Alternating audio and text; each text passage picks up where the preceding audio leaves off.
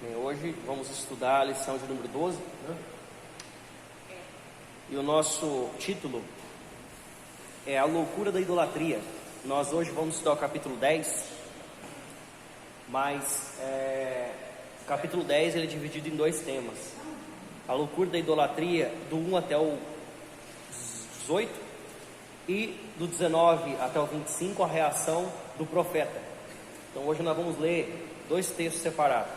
O primeiro texto que nós vamos ler agora é Jeremias 10, do 1 até o 18, e depois Jeremias 10, do 19 até o 25.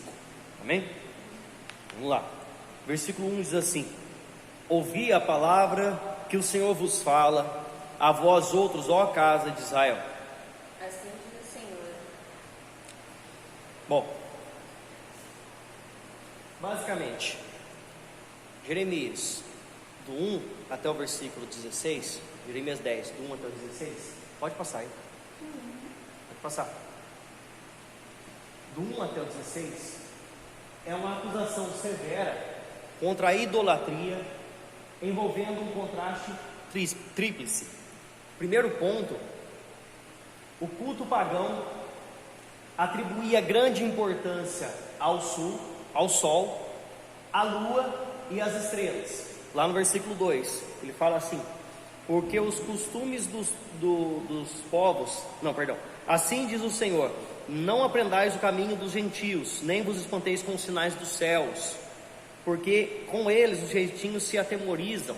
Então, não era para se espantar com algo que visse de diferente no céu acontecendo, no cosmos, porque os gentios que adoravam as idolatrias, eles tinham esse costume, de dar muita importância aos astros que estão nos céus, valorizavam muito isso como se isso fosse algum sinal de alguma divindade, mas não era bem por aí que Deus estava falando.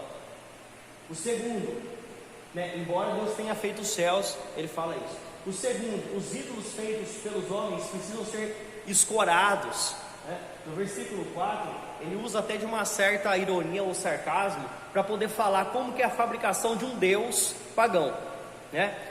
Você pode reparar, toda religião que tem um ídolo, que tem uma imagem de escultura, no qual ele vai lá fazer uma prece para ela, nós sabemos que tem várias religiões assim, basicamente a nossa religião, eu acho que talvez seja a única religião que não tem, uma imagem de escultura para a gente se prostrar diante e pedir algo, porque o homem gosta de algo palpável, No mais, é assim, cortam do bosque um madeiro, ou usam de algum tipo de metal, ou usam do barro, ou hoje em dia pode-se dizer que fazem de gesso ou de cimento, fazem seu Deus. Então, com prata ou ouro o enfeitam, com pregos e martelos o fixam para que não oscile. Ou seja, se ele fizer um ídolo lá, talvez um pouquinho grande, e se ele não fixar bem ele no lugar onde ele vai ficar, pode bater um vento ali e derrubar o Deus deles. Então você vê que ele usa um certo sarcasmo aqui para poder falar, que eles têm que firmar o Deus deles ali para não acontecer dele cair no chão e quebrar, Você vê a Arca da Aliança, quando ela foi levada pelos filisteus, eles colocaram ela dentro do templo junto com o ídolo deles. Quando chegaram no outro dia lá, aquele rebuliço, a estátua caída no chão e a cabeça dela degolada, e a Arca da Aliança estava lá, e começou a ter praga naquele lugar, começou a virar uma bagunça naquele lugar lá. Por quê? Porque ali estava a presença de Deus, e ali era poder de Deus, mas os ídolos dele não faziam nada. E é basicamente o que ele fala, Nós vamos ver daqui a pouquinho também. Os ídolos dos homens precisam ser escorados, mas Deus controla até as nações. Lá no versículo 10 ele diz: mas o Senhor é verdadeiramente Deus, Ele é o Deus vivo e o Rei eterno, do seu furor treme a terra, e as nações não podem suportar a sua indignação. E o 3, os ídolos são estúpidos, ou seja, sem capacidade intelectual, porque são inanimados. Lá no versículo 8 ele fala: mas eles todos se tornam estúpidos, se tornaram estúpidos e loucos, seu ensino é vão e morto, como um pedaço de madeira. Ou seja, em momento nenhum aquilo ali foi um Deus. Todo o tempo foi só um pedaço de madeira. Nunca foi um Deus aquilo, né? E assim hoje da mesma forma, né?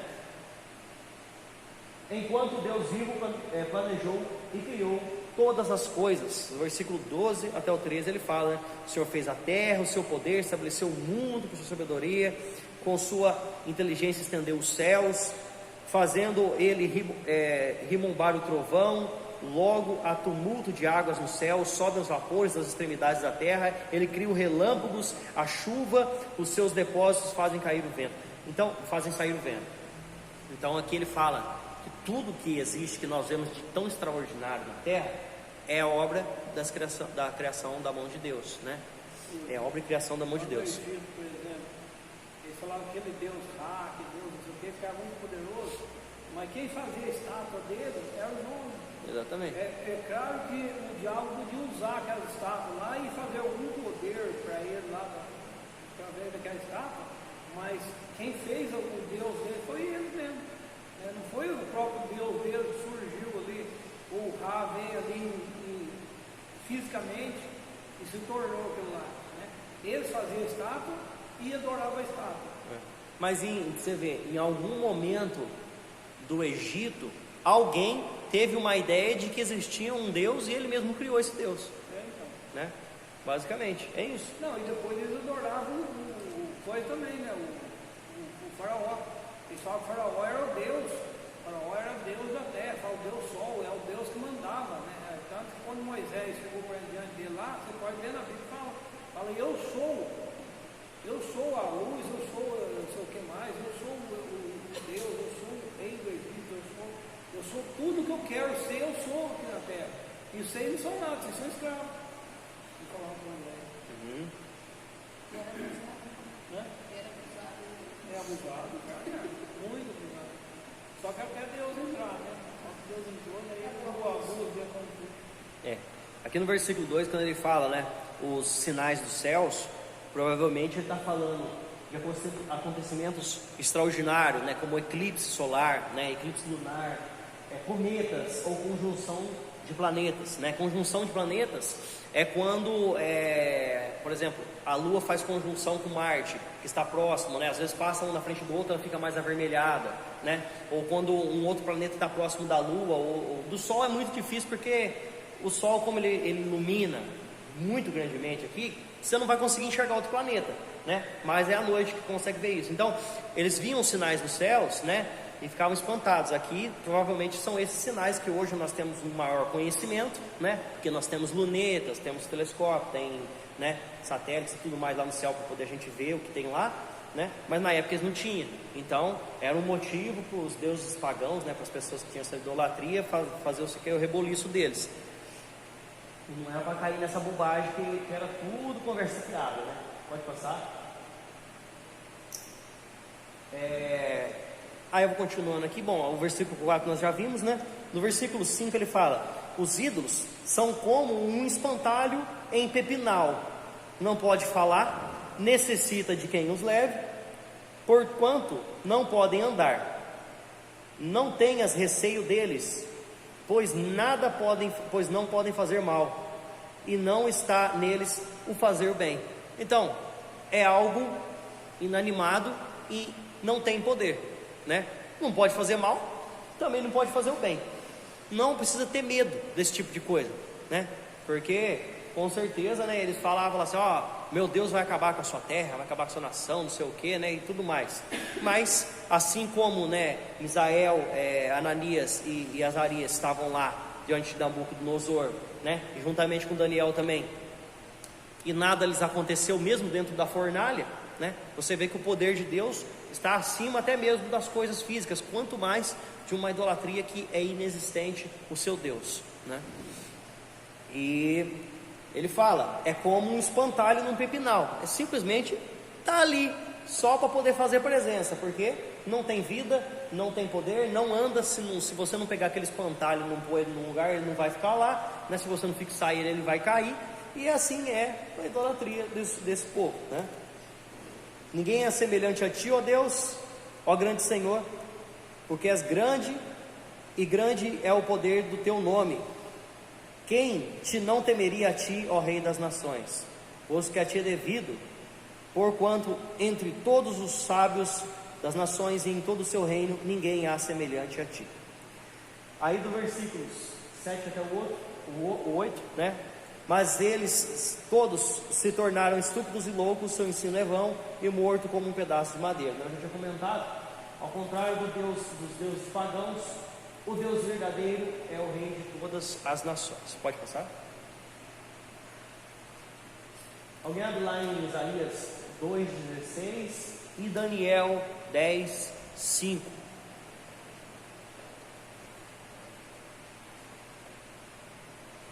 Deixa eu abrir também.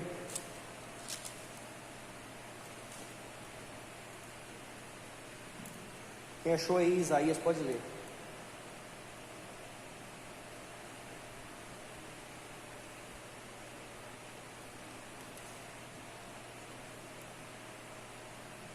Contra todos os navios de Tarsis, contra todas as pinturas desejadas. Então, navios de Tarsis, aqui também citado, eles eram navios grandes, né? Eram navios apropriados para navegação marítima, usado para levar metal fundido para Tarsis. O nome Tarsis vem de uma palavra que significa derreter ou ser derretido, e pode referir-se a qualquer lugar onde houver fundição ou depósito de minérios, embora muitos a identifiquem com Tartesso, próximo à costa sudoeste da Espanha. E tudo que é Bela Vista que ele fala aqui são objetos de arte. Bom, então aqui no versículo 9 ele fala assim: trazes prata batida de Tarsis, né? Então você vê que Tarsis aqui pode ser um lugar, né, lá na Espanha, como é referido aqui, ou qualquer lugar que trabalhe com metal derretido, né, ou que tenha minério. E ouro de Ufaz. Pode ler lá em Daniel 10, 5. E levantei os meus olhos para o rei, e vi um vestido de linho, e os seus ombros cingidos com ouro. Ufaz, como localidade, é desconhecido. Não se sabe que lugar é esse, ou se de fato existiu esse lugar, né? Mas pode ser um termo para ouro refinado, né? Como ouro puro de Ofir, né? O Ofir era um lugar onde se tinha ouro puro, e o Ufaz pode ser um termo e não um local, né? Então ele fala: traz-se prata batida de Tarsis e ouro de Ufaz. Os ídolos são feitos desse tipo de coisa, né? São obras de artífice, e da mão de ourives. Ourives é quem trabalha com ouro, né? Azuis e púrpuras são suas vestes. Todos eles são obras de homens hábeis. São pessoas que têm, né, e grande imaginação. Alfaiate, costureiro, né? São pessoas que têm habilidade para trabalhar com esse tipo de material. Vão lá e fazem um ídolo, e diante deles as pessoas se prostram, né? Mas o Senhor é verdadeiramente Deus. Ele é o Deus vivo.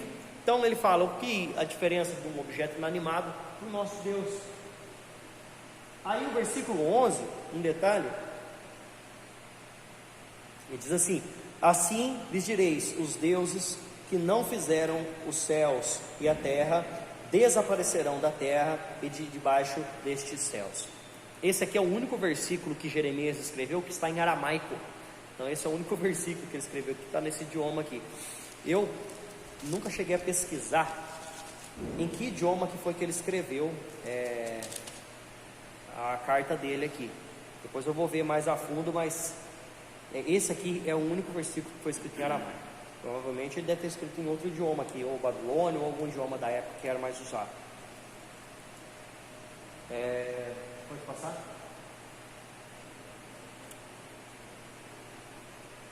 Basicamente esses outros versículos aqui também a gente já comentou. O versículo 14 eu acho que não, mas ele diz assim: todo homem se tornou estúpido e não tem saber. Todo ourives é envergonhado pela imagem que ele mesmo esculpiu, pois as suas imagens são mentiras e nela não há fôlego. Vaidade são, obra ridícula, no tempo do seu castigo virão a perecer. Não é semelhante estas aquele que é a porção de Jacó, ou seja, Deus, porque ele é o Criador de todas as coisas, e Israel é a tribo da sua herança, o Senhor dos exércitos é o seu nome. Aí o versículo 17 diz assim: tira do chão a trouxa, ó filha de Sião, que moras em lugar sitiado. Bom, essa trouxa aqui que ele fala, não é a filha de Sião que é a trouxa, né? Mas é uma trouxa de roupas, né? Quer dizer, trouxa de roupas, né? Você já viu naqueles desenhos animados que eles pegam uma varetinha, pegam um pano de prato, colocam um pouquinho de pertence que ele tem ali, dobra nas 4 pontas e amarra no pauzinho, põe nas costas e vai. Aquilo ali é uma trouxa de roupas, né? É uma trouxa que usa para levar os poucos pertences que tem, porque a pessoa não tem mais nada.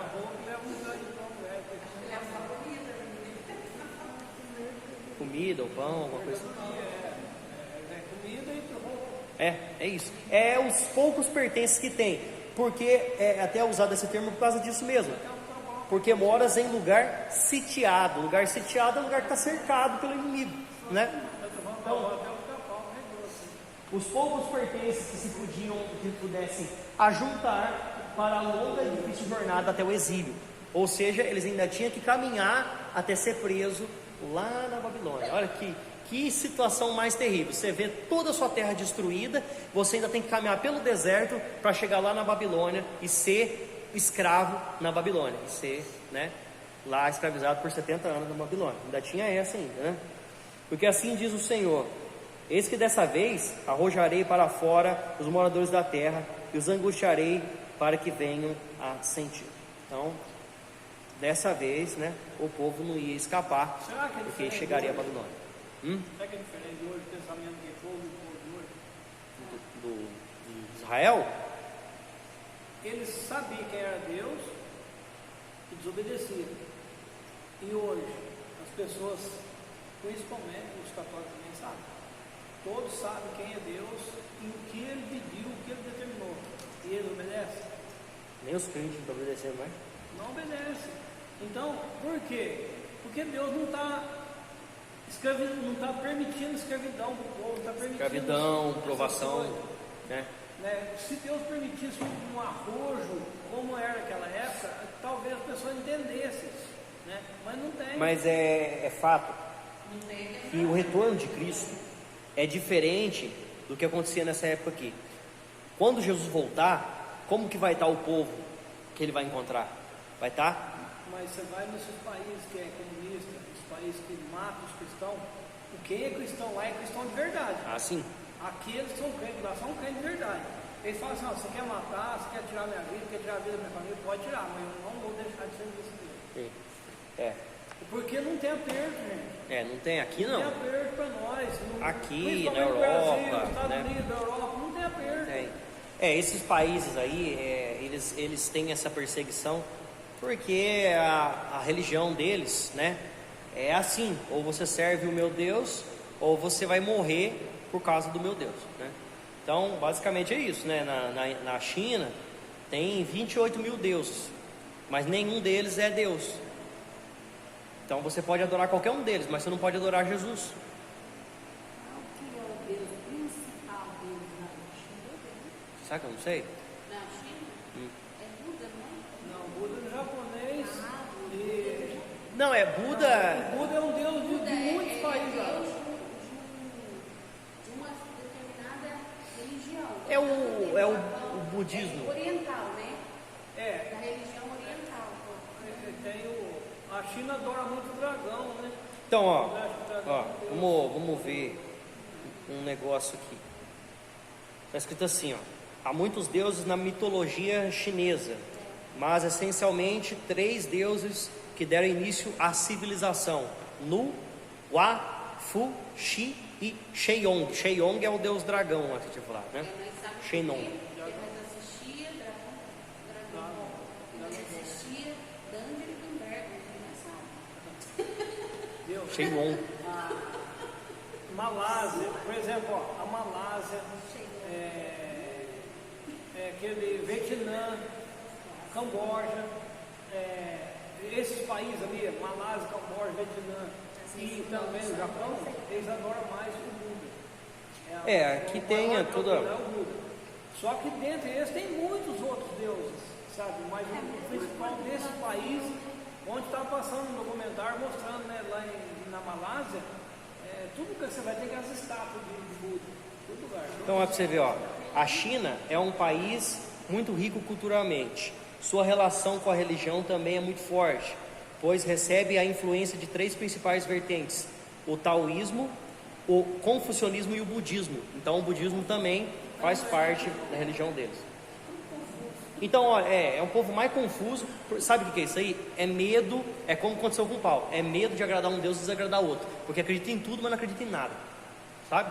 Não tem né? Tem um medo de que exista mais deuses, então eles fazem Deus de tudo para poder algum não pesar a mão sobre eles, né? Esqueceu de mim. Como é que chama aquele país que tem o Everest lá? É o Nepal? Ixi, é Monte Everest? Acho que é, né? Então lá também tem o Budismo, né? budismo, mas tem outros deuses também. Olha, Buda, na verdade, ele foi um homem, né? Ele foi um homem, um monge, né? E ele foi um cara que pesquisa certinho sobre o Buda aí pra gente ter uma noção melhor. Mas basicamente ele foi um homem, uma pessoa de verdade, né? Que ele teve um controle assim sobre o seu, né, seu paz interior. Ele é um exemplo de calma e de tranquilidade, né? É tipo isso aí. Foi uma pessoa. Foi uma pessoa. Mas olha, Será que ele era baixinho? Porque eu fui trabalhar com uma mulher velha e ela falou para mim, ó, ali em cima do guarda-roupa, se ela não mexe com nada, para o Deus, eu olhei, um gordinho, baixinho, assim, sentado, né? É que ele tá sentado, né?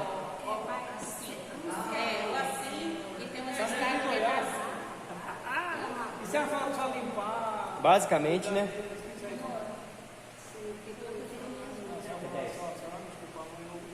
Bom, vamos continuar no Dalai Lama, né? E depois agora os historiadores descobriram que era o maior pedófilo que já teve. Então, E ele tinha paz interior. tinha paz interior, falta de vergonha na cara. A reação do profeta. Agora nós vamos ler do 19 até o 25. Depois nós comentamos mais sobre essa questão das idolatrias. Bom, no final das contas, meus irmãos, são pessoas ou são mitos criados pelo próprio ser humano que nunca puderam fazer nada, né? Nunca fizeram nada. É as pessoas que endeusam outras coisas ou outras pessoas que na verdade não são nada. você viu no Brasil quanta imagem, quanta idolatria tem de tudo quanto é nome, mas a principal do Brasil é a Aparecida. Tem um consenso também, né? Não tem, mas o que o povo mais, né? Como se o ser humano fosse algum tipo de homem que chegasse no céu e pudesse fazer alguma coisa por nós aqui na terra. Vai no coisado do Papa lá, os camaretes identificaram o Papa, Então, materiais de cortar, e você vai ver a história desse povo, você vai lendo sobre o passado desse povo, você vai ver se esse aí também era um mó cangaceiro. Aí depois que matou, compara ele com Cristo. O que os jesuítas fizeram aqui no Brasil quando chegaram aqui? Eles mataram os crentes, pegavam os crentes, aqueles que eram mais radical, punha dentro de um sucão de couro e jogavam na cachoeira para morrer suicidado, morrer afogado, morto, né? Então, eles eram padres, os jesuítas eram os padres que veio da Europa. Eles vieram e esconderam o tesouro que até hoje eles procuram milhares e milhares de dólares, de bilhões de dólares em dinheiro e em ouro. Por quê? Eles pegavam toda a fortuna do país para eles e mandavam na vida das pessoas. E eles não eram governo, eles eram padres. aí agora nem fica com os portugueses, devolve nosso ouro, né? Pode passar aí. Vamos ler lá, antes de mais nada. Versículo 19. Ai de mim por causa da minha ruína. É muito grave a minha ferida. Então eu disse, com efeito, é isto o meu sofrimento, e tenho de suportá-lo. 20. Bom,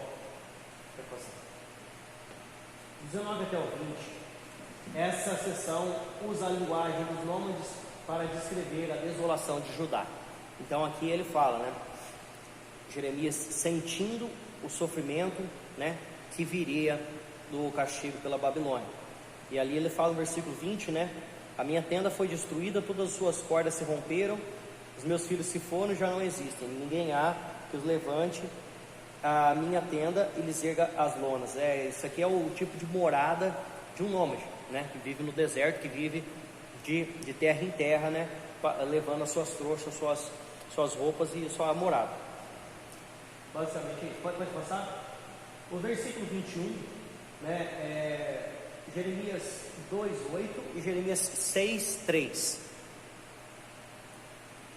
Porque os pastores se tornaram estúpidos e não buscaram ao Senhor, por isso não se prosperam, e todos os seus rebanhos se acham dispersos. Esses pastores aqui é referência aos líderes de Judá, né, que eram responsáveis pela calamidade do povo, ensinar errado o povo, não corrigir o povo para a palavra de Deus, né, e dessa forma também introduzindo a idolatria no meio do povo de Israel. Por causa deles, basicamente todo Israel no geral estava perecendo por causa dos maus líderes que tinham, né? E é diferente hoje? Não é.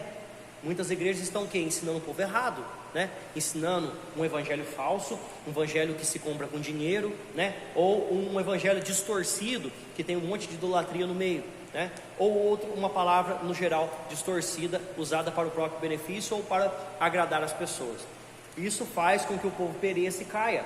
Aqui eles introduziam no meio da lei, das escrituras de Deus, idolatrias externas, né?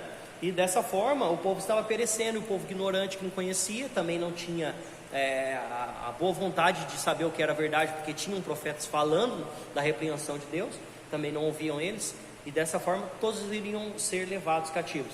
Aí pode ler lá em Jeremias 2:8.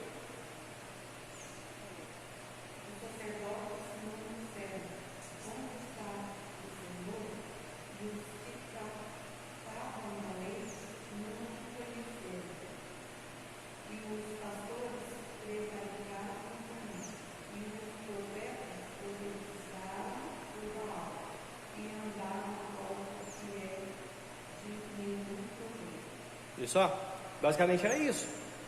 Os líderes, sacerdotes, levitas, os pastores, né, os pastores no sentido dos líderes, né, espirituais, né, os príncipes, governantes, os profetas, todos eles não corrigiam o povo da forma correta e ainda introduziam Baal no meio deles, né? E Jeremias também 6:3. A ela virão pastores com os seus rebanhos, levantarão contra ela tendas em redor, e cada um apacentará no seu lugar.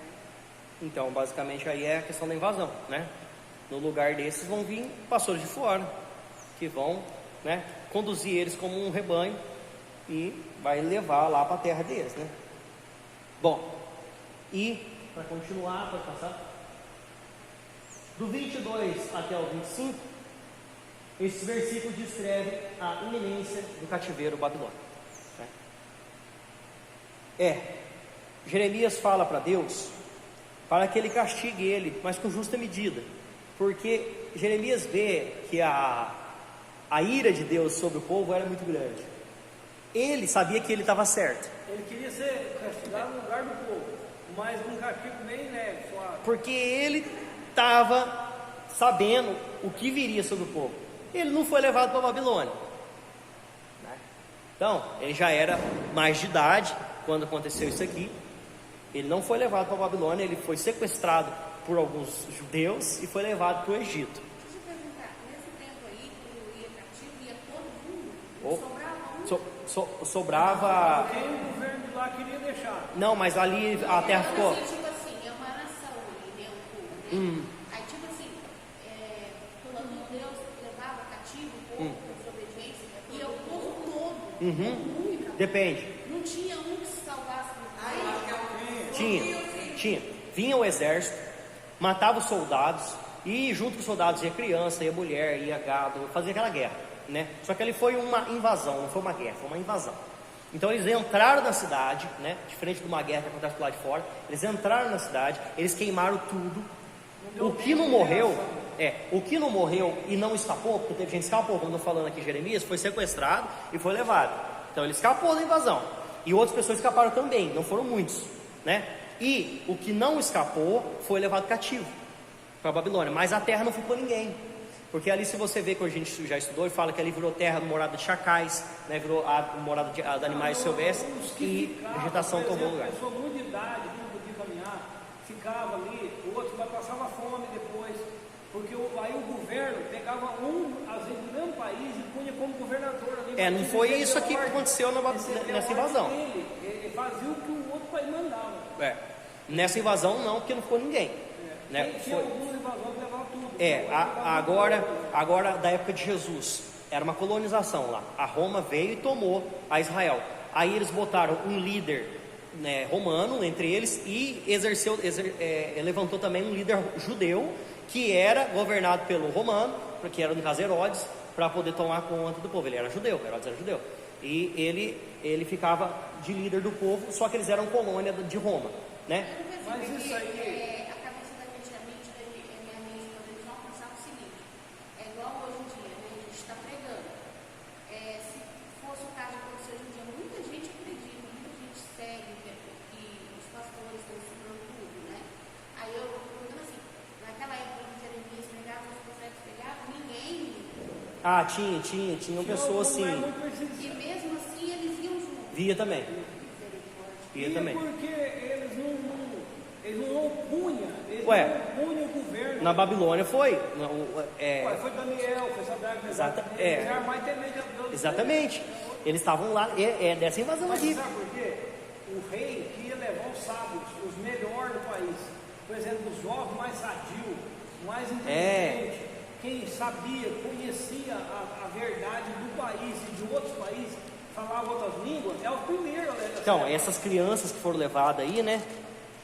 Daniel, Ananias, Misael e Azarias, né? Esses aí, até mudaram o nome deles para nomes babilônicos, né? Porque eles eram inteligentes demais. Eles eram, e aí eles colocaram ele para estudar junto com as crianças, só que até tinha um detalhe, que eles não comiam as coisas e eles não privaram eles de comer. Você vê que eles não falaram, não, vocês têm que comer essas lagostas, essas coisas, não, nós não comemos, eles não comeram. Eles comeram só legumes, né? Fala na Bíblia aqui. E eles pediram a Deus para que ele não comesse das iguarias do real. Eles queriam comer só coisas assim. Que eles comiam lá. Aí ele pediu para o cozinheiro lá, o eunuco, né? Servir para eles só alface, só verdura, legumes e coisa assim. E assim foi. Ele falou assim, mas se eu servir para vocês, olha, se você emagrecer, aí eu vou ser morto. Ele vai matar, né? Então faz um teste, não vai por uns dias, né? Se nós perder peso, aí é bom. Depois deu. Aí ele fala que eles ficaram mais bonitos, mais robustos do que os outros. Comendo só legumes. Depois da gente estudar o livro de Jeremias, né? Nós vamos continuar com Lamentações, tudo. Nós vamos chegar em Ezequiel e Daniel também. Aí nós vamos ver todas essas questões que aconteceu lá na Babilônia, né? Que é interessante pra gente. Até agora a gente está vendo sempre o que é o pré-exílio, né? E depois nós vamos ver durante o exílio e o pós-exílio também. Pior que Deus mandava o profeta avisar. E eles não acreditavam. Os reis, por exemplo, que eram os chefões. Pode passar, que acho que já terminou. Os sacerdotes, eles não acreditavam no que o profeta falava. Jesus não fala assim, Jerusalém que mata meus profetas, que faz isso com aqueles que têm a palavra. Então, porque eles não acreditavam e ainda matavam. Mandavam matar ainda. Porque eles achavam que é eles que eram o dono da lei. Mas eu acho que é igual hoje, pastor. As pessoas elas querem que vai a palavra de acordo com o que vai de conta ao que eles querem. Se eu pregar arrependimento e esse arrependimento estiver dentro do pecado da pessoa não quer. Você quer a punição maior do que a Segunda Guerra Mundial teve com o judeu no local? Teve um terremoto lá na Turquia, porque estava matando os crentes lá esse tempo atrás. Aí abafaram porque eles não podiam escapar. Aí teve que terremoto. Agora a cidade ficou 4 dias debaixo da terra, agora está na internet. O bombeiro perguntou para ele assim, mas você não teve fome? Eu não sei muito bem. Ele falou assim, não, todos os dias vinha um de branco me dava água e comida. Então, debaixo dos escombros, quem ia lá alimentar uma criança? Se ela ficou, acho que mais disso, foi 120 Ou tiraram um com vida ainda lá faz 12 dias, só que morreu assim que saiu, né? Porque ele estava desidratado, tanto desidratado, estava secando já. Pastor, a mãe deu a luz lá debaixo, tiraram o neném, colocou o da mulher, não existia, mas a criança sem uma reunião. É, isso aí. Bom, irmãos, na semana que vem nós vamos fazer o capítulo 11 até o versículo 17, porque aí no 18 até o 23, que é o capítulo 11 ainda muda de tema, junto com o capítulo 12 até o 17. Então, próxima aula, Jeremias 11, do 1 até o 17. O Judá rompe a aliança com Deus, primeiro o fato. Amém?